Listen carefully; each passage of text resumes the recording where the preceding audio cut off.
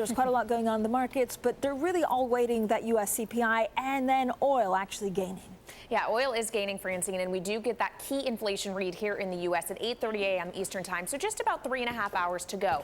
As for where we were in the Asian session ahead of that data, it was a bit mixed. You did have Japan outperforming. The Nikkei 225 actually closed at its highest level since all the way back in 1990. Chinese stocks and Hong Kong stocks, though, were lower, and once again, that was largely a tech story. The HS Tech Index falling another 1.5% or so today as you still have those fears around the regulatory crackdown in Beijing. What's coming next? And what does that mean for asset prices? Of course, one individual mover we continue to watch in China is Evergrande, the world's most indebted property developer.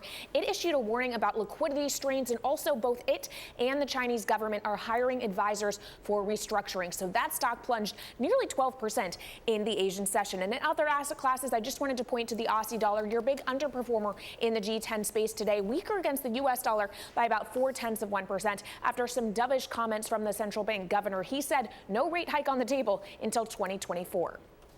As for the picture here in the U.S., of course, it really is all about the inflation data today. We're not seeing a whole lot of action ahead of that, but futures are up about 1/10 or 2% on S&P 500 E-minis. You are seeing yields moving up a basis point in the Treasury market on the 10-year yield. It sits just shy of 134 at the moment. It is a slightly weaker dollar story today. And then, as Francine mentioned, oil, something to watch. You have, of course, the continued impact of Hurricane Ida. Still about half of production in the Gulf is shut down. Now Hurricane Nicholas has made landfall, and that has WTI crude north of $70 a barrel this morning, Matt.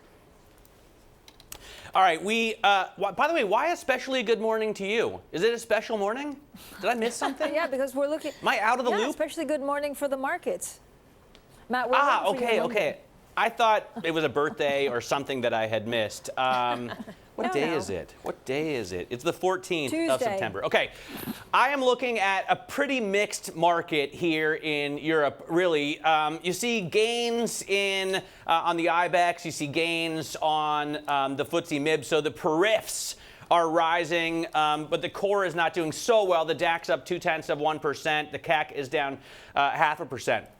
If you take a look at the Stock 600, it doesn't really make a huge difference, and we don't see a lot of moves in rates, negative 31 basis points, or currencies still stuck in a range 118, 120. What I am particularly excited about, Francine, is Marko Kolanovich's note from last night. JP Morgan strategist who says maybe the Delta variant surge is past us and the reopening trade could be back on.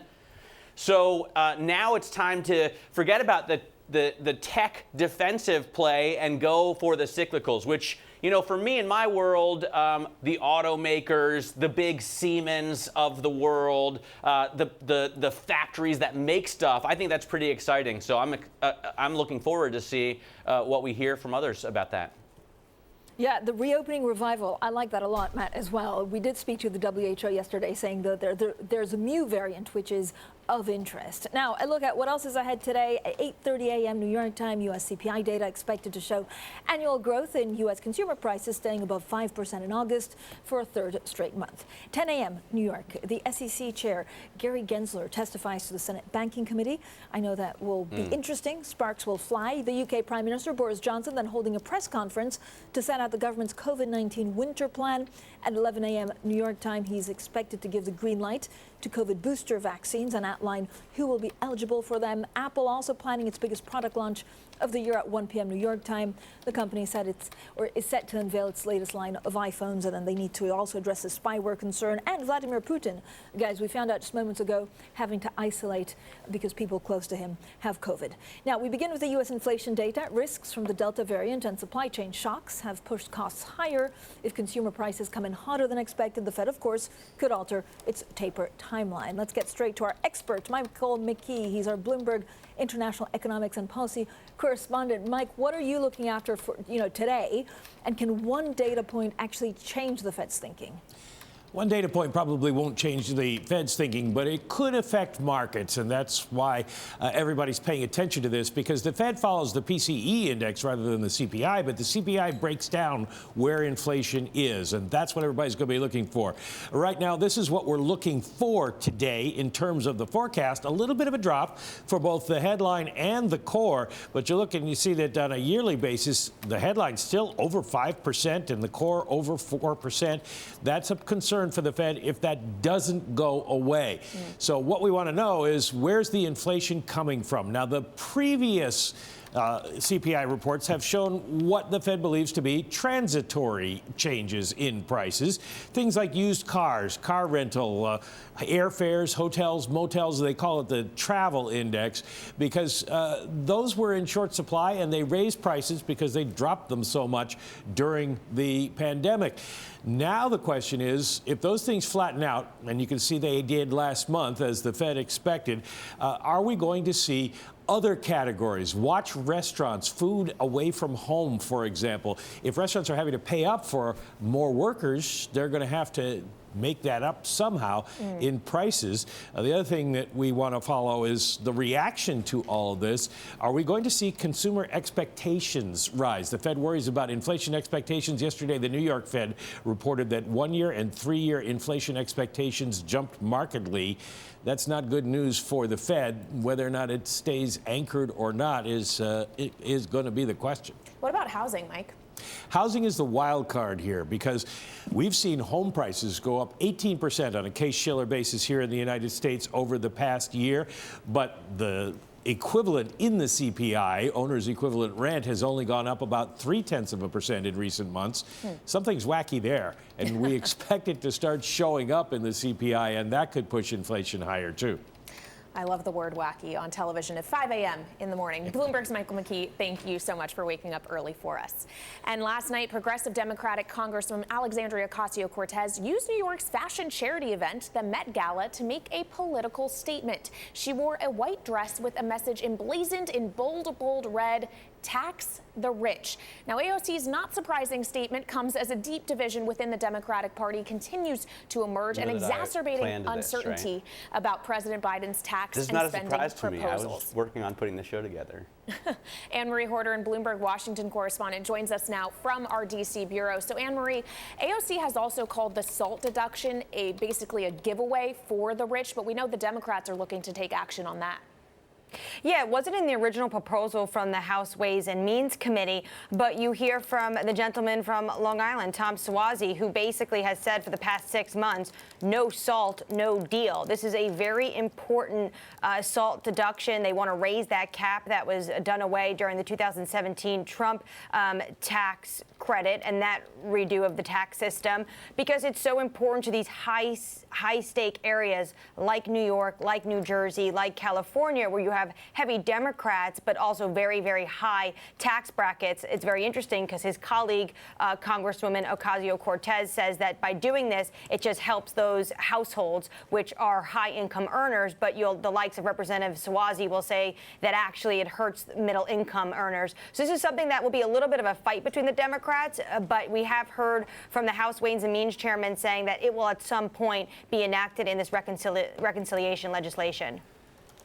All right, red carpet ready, Anne-Marie Horder, looking like she could be at the Met Gala. We love it. Anne-Marie, I wish. You know, the focus, of course, the focus, maybe not at 5 a.m., the focus is also, of course, on California.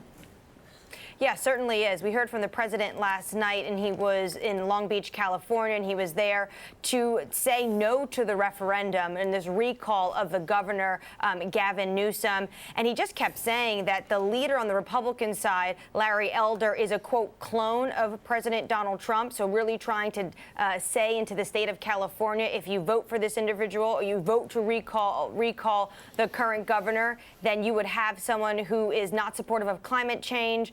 He said that the state would be going down the state of what's going on in terms of women's abortion rights in Texas. And this is going to be very interesting because this is, of course, 1 year ahead of next year's midterm election. So potentially what works when they're campaigning with the governor in California, they may try to replay next November.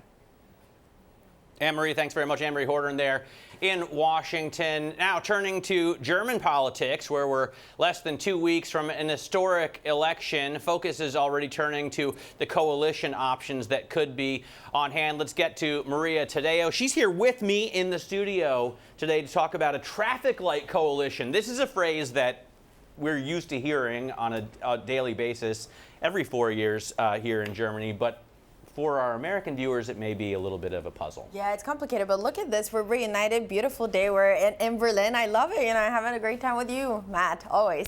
But, when you look at the traffic light coalitions, what it implies is that it's the SPD, the Social Democrats, the Greens, and the Liberals. But, Matt, I'm not sure if you agree with me on this, but when you look at polls, they're so tight, and the margin of error, 5 points, you could really be in a situation where everyone gets around 20% of the vote. So this is very, very open. And what you see now strategically, which is very smart, is everyone is presenting themselves as we're very flexible. We can work with everyone. And yesterday we had the Liberals kind of saying, we don't have a fetish with Black Zero. We could be spending. And if it's for investment for the country, then we'd be down for it. I have to tell our viewers, you're ribbing me a little bit, right, because of the AOC dress. And Maria and I were talking about the AOC dress this morning, and she was like, this is going to be the talk of the town. Like, this is it. And I was like, yeah, I know. We have it in the show. There you see it, Francine. So just in case you're wondering why there seems to be a little inside baseball going on here. Yeah, I like that. I mean, I'm glad we put it in the show. We had that, and then I think we also had Natalie Portman, with the names of Lost Her at the Oscars or 2 years ago, everything to do with the name of female, of course, producers that were underrepresented, Kailey. All right, I'm going to pick it up here. Bloomberg's Maria Tadeo. Thank you so much joining us from Berlin, because I want to get back to the markets and take a look at some stocks moving in pre-market trading here in the U.S. Now, one mover to the upside was actually a downside mover yesterday. That is Albemarle. It's the world's biggest lithium producer.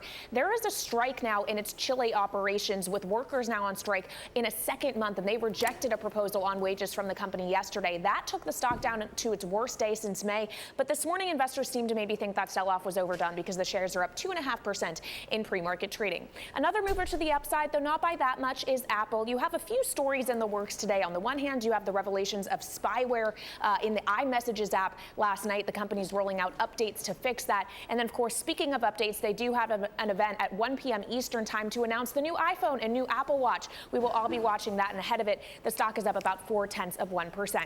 One downside mover to note, though, is Oracle. Reported after the bell last night, yes, its profit forecast topped expectations, but revenue actually fell short in the fiscal first quarter, and there was a slowdown in one of its key cloud software products. So that stock is down about 1.8% before the bell, Francine.